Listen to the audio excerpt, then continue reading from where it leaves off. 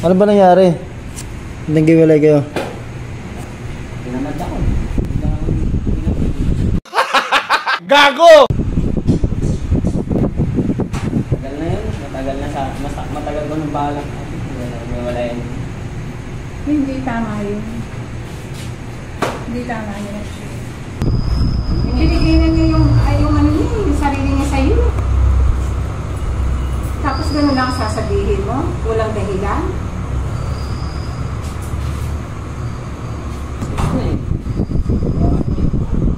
Pinamad na ako yan.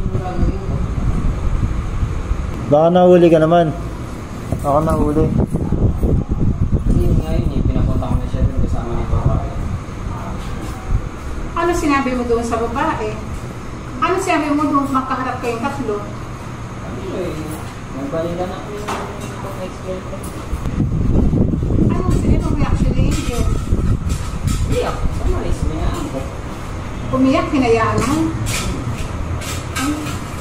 Hindi. Unfair ba? Hindi tama yung ginawa mo. Di ba, Jo? Oh.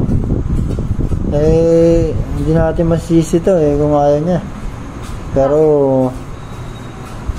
paano kay Angel yun? Ha? Masakit kay Angel siyempre. Masakit talaga. Umiyak siya eh. Yung nakaraan lang nakita ko magkasama to. Sino? Magkasama to doon, nung nakaraan nakita ko lang. Tapos hiwalay na. Pinakisasama. No. Ibig sabihin, Matagal na pala. ayaw mo na. Lolokohan lang pala natin doon ano eh. Tita eh. Wala na.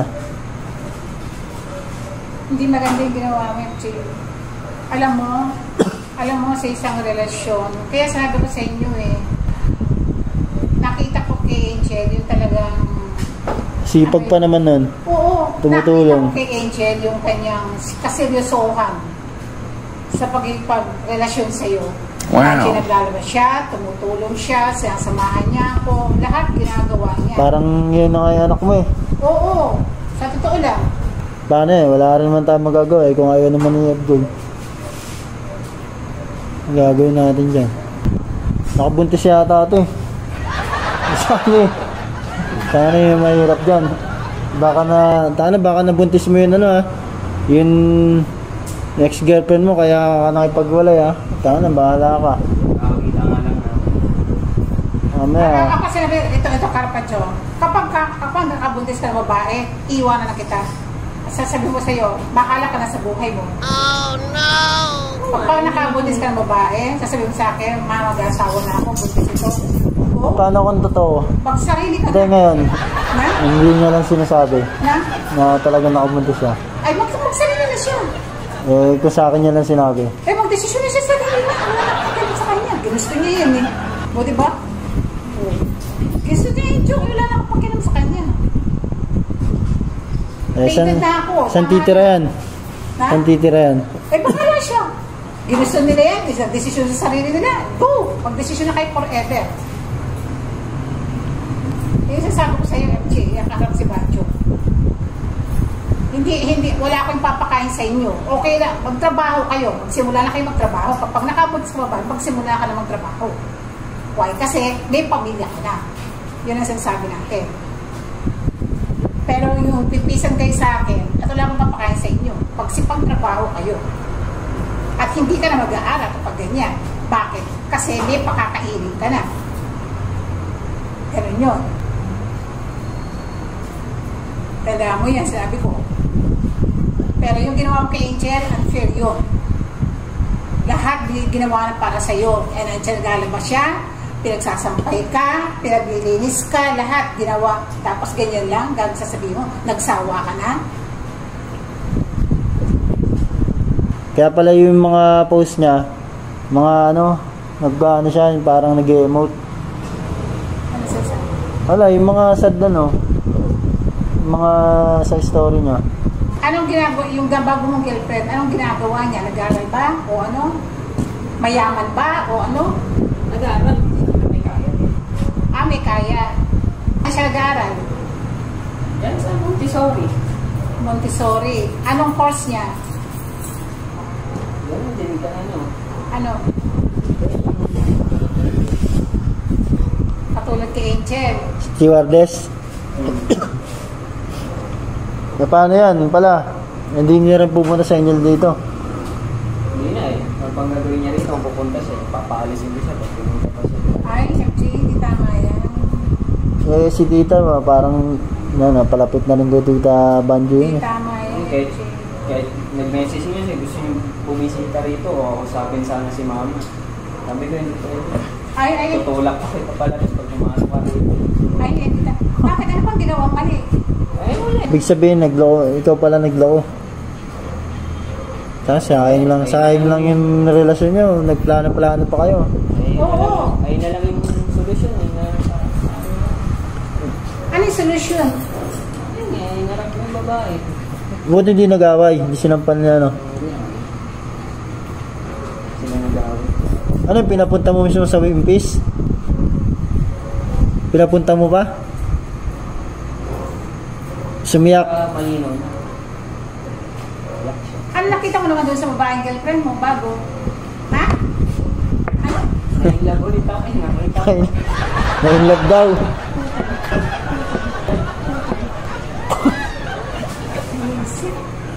Baka ano yun? Baka first girlfriend niya dati yun.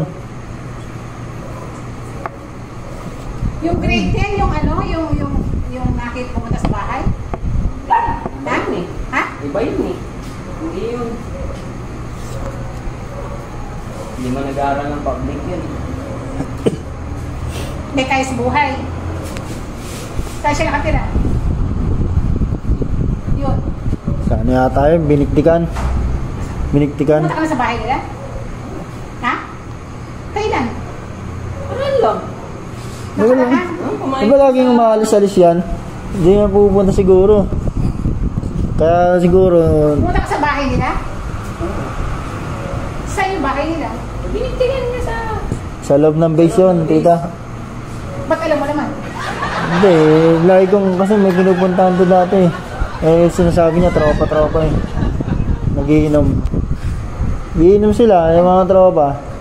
Anong sabi sa'yo ng ano, nung pangmagulang? Kilala na ako ng magulang. Ba't di mo dinadala dito? Mas nauna ako nakilala ng magulang nung hindi ko lang dinala yung babae ngayon doon sa bahay. Bakit saan? Sa atin, hindi ko pa pinakilala sa'yo nang diba nga ayaw mo nang mag-girlfriend ako. Kaya di ko mga naging girlfriend, hindi ko pinapaalam sa'yo. Kaya kay Papa. Paano ka nakilala? Matagal na ako kilala. Kaya nga, paano ka nakilala? Siyempre, pinakilala ko ng babae. Ano? Pinakilala ko ng babae. Kailan ka pinakilala? Dati taga ano sila, taga Simpson. Oo. Ay, Diyos ko. Wala ka nang magagawa dyan eh, kung ayaw naman niya.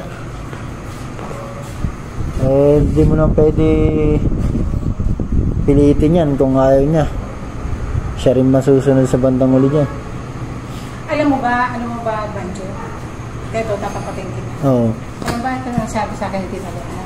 Oo. Banjo, sabihin mo niya. Ano kaya sabihin, tulungan natin si AJ. Ano ba trabaho ng tatay ni AJ? Si, Blah, blah, blah, blah, blah, sabihin. Ano kaya tulungan natin kanya si Angel sa pag-aaral? At Rona, hindi man tayo nakakasiguro kung sila nga pagdating ng araw sa bagay. Tapos ganyan ginawa mo. wala tayong magagawa dyan, tita. Personal na ano niya yun. Desisyon. Ano babae? Ayun yata yung minamay day mo dati. Yung maputi na ano, yung matangkad. Ano babae? Parang nakita ko yata sa ano yun eh. Nagtatrabaho doon sa club yata yun eh. Parang nakita ko yata yun. Parang namumukhaan ko yan eh. Patingin. Hindi, wala. Parang nagtatrabaho sa ano, sa club. Hindi mo pwede i-check. Hindi naglagay niya ako ng picture. Nakita ko. Diyos ko, hindi mo nakita yung sakripisyo ni Angel sa'yo. Wala akong magagawa kung ayaw. Hindi mo nakita yung sakripisyo ni Angel sa'yo. Wala na akong nararamdaman eh. Wala kang nakaramdaman. Samantalang doon sinabi ko sa'yo, bakit ka pa si Angel ang ano mo? Ano naman sabi sa akin? Tumibok daw to, tumibok. Siya sabi. Minahal mo ba yun? Sabi niya hindi naman daw. Tumibok daw. Sabi niya sa akin eh. Parang wala ka ring malasakit kasi to. Wala malasakit. Sa ano eh, ginagawa sa kanya ng girlfriend niya. Imagine, naglilinis siya dito. Ito, pinaglalaba pa. Pinaglalaba pa nga. Naglilinis ang kwarto. Sabi ko sa iyo eh. Yun nga yung tinulungan siya. Baka naman nabuntis niya. Sa pag-aaral. Mahirap, mga ganyan eh. Kabisado ko na yung mga ganyan tirada eh. Buntis mo ba? Yung mahirap eh. Si Angel? Hindi ah. Hindi yun ano, ex niya, kaya niya biglang binalikan. Kasi matagal ko na nakikita na pupunta-punta yun dun eh. Sa binigdigan eh. Sigurado ka? Ganyan mga ganyan tirada eh. Hindi mo nakabuntis Mag-ingat yun. ka. Mag-ingat ka. Binalikan ko lang. Nagkita kayo, biglang binalikan na. Dahil gusto ka niya. Usap kami, closure. Siya kayo usap. Kiss me. First time yung nag-usap?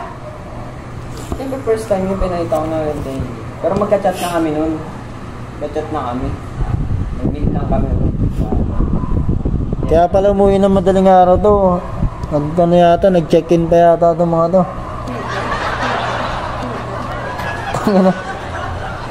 Kaya text and text sa akin to eh. Oo, hindi tama yung ginawa mo. Ganyan. Buti, hindi ka sampal ni Angel. Hindi, si Angel mabait eh. Oo. Hindi ako pwede sampalin eh. Ay, Jay, sakripisyo ko sa'yo. Halimbawa, kung si Angel, sakripisyo ko sa'yo. Binaliwala, umaga pa na, nandito na ako. Pag-aaral kita, pag-aaral ko na. Yun lang pinulungan ka ng ilang taon sa pag-aaral mo. Yun ang pinaka ano talaga, the best. Yung ginawa sa'yo. Totoo lang. Siya pala gumagawa sa'yo ng ano eh. Gusto mo lang pandemic. Oo. Siya pala gumagawa ng mga ano eh. At graduate ka ng walang kahirap-hirap ah. No? Siya gumagawa ng module. Module lang naman. Ay, Jay, hindi ganon. Ay, hindi mo nakita yung sakripisyo ni Angel sa'yo.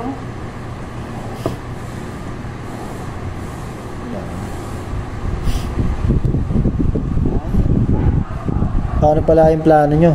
Wala na. Aba, may plano pa siya. Ano ba, Jo? Sabi niya, ano, yung tawag dito. Wala kang Australia. Nagulong siya. Tapos sabi niya, patmatay ko ko yung dalawa ni Pami. Dito sabi niya sa Australia. Eh, yung girlfriend yata nito, sa States naman eh. American citizen naman yata yun eh. Oo. Yung isa piniktikan. Eh, puro US Navy ang nakatira dun eh. Hindi, States or Baka yun ang inano niya, kaya mapapabili siya. Hindi kailangan ng agapan. Agapan.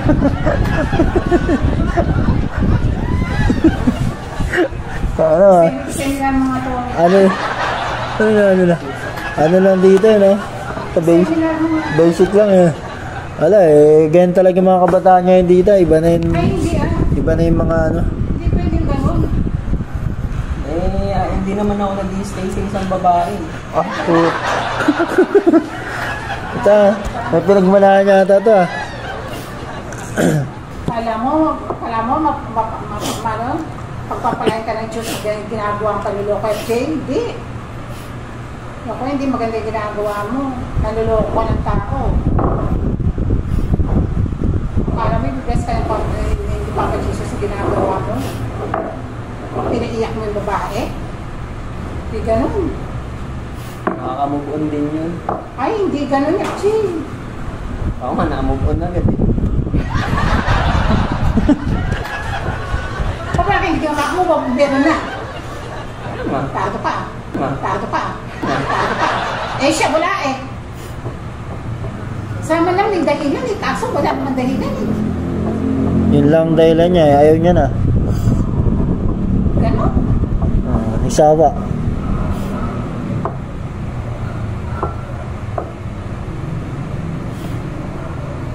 Hindi naman nagsawa to, baka matagal na yata itong ayaw. Ay, kumain na kayo. Luto niya kayo. Sama ta, tita. Takuta. Ay, una ka. Bakit? Ayun, gala? Tumawag ako yung tiyan ko. Hindi, joke lang yan.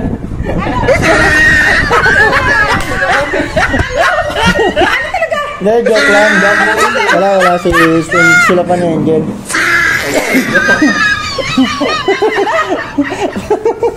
Binibidyo ka! Dapat